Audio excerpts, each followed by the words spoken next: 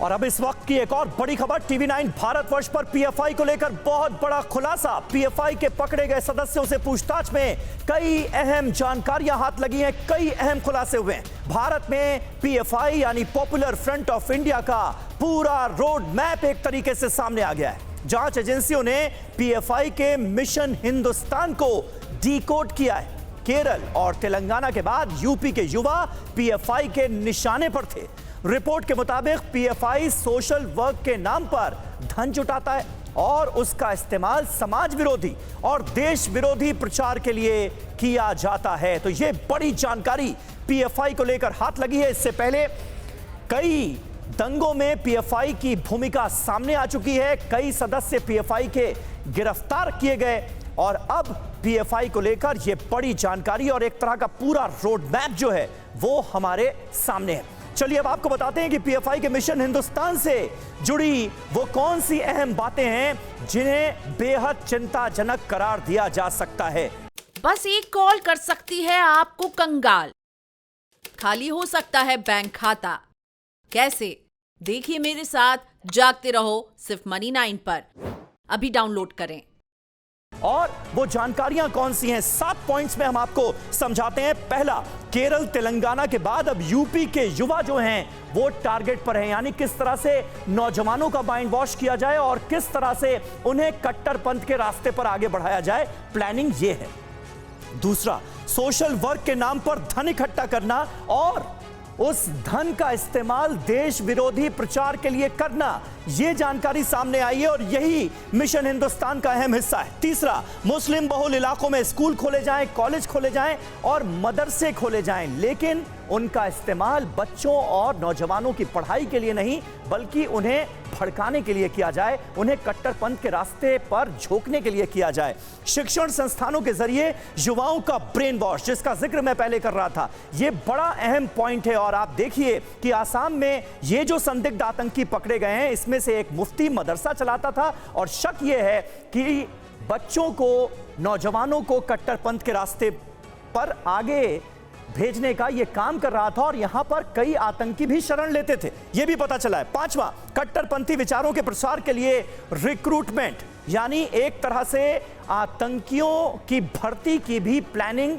किस तरह से यह संगठन कर रहा है, इससे जुड़े भी तमाम सबूत सामने आए हैं। छठा, अलग अलग विंग के जरिए एजेंसियों को झांसा देने की तैयारी की गई है, यानी इस संगठन ने कई अलग अलग विंग्स बना ली हैं और उसके जरिए तमाम जो प्लानिंग है वो अंजाम दी जा रही है। सातवां, अलग अलग शाखाओं के जरिए आतंकी एजेंडा चलाया जा रहा है, यानी किस तरह से देश विरोधी गतिविधियों में ये संगठन और इसके लोग मुलव्विस हैं, ये साफ तौर पर सामने आ रहा है। मुमकिन है कि पीएफआई के बारे में और कई जानकारियां सामने आएंगी और इस संगठन के खिलाफ कोई कड़ा कदम आने वाले वक्त में उठाया जाएगा इन जानकारियों के आधार पर।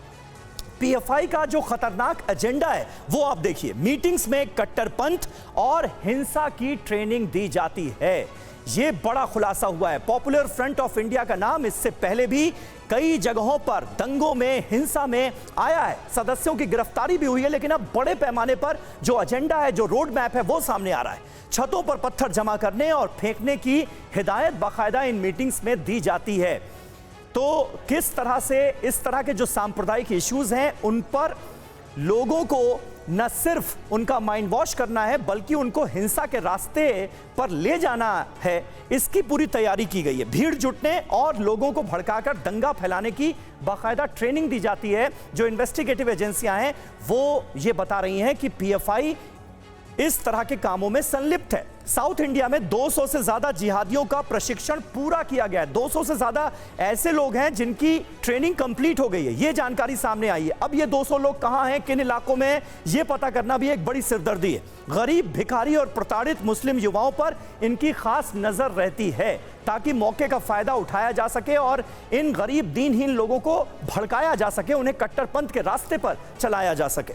दिमाग में हिंदू विरोधी एजेंडा चलाकर उनका ब्रेन वॉश किया जाता है। तमाम ऐसे इंसिडेंट्स जो हैं उनके बारे में डिटेल में बताया जाता है और माइंड वॉश करने की कोशिश की जाती है, ब्रेन वॉश करके नौजवानों को देश विरोधी रास्ते पर लाना इनकी मंशा है। कुल मिलाकर यह खतरनाक एजेंडा जो है पॉपुलर फ्रंट ऑफ इंडिया का सामने आता है।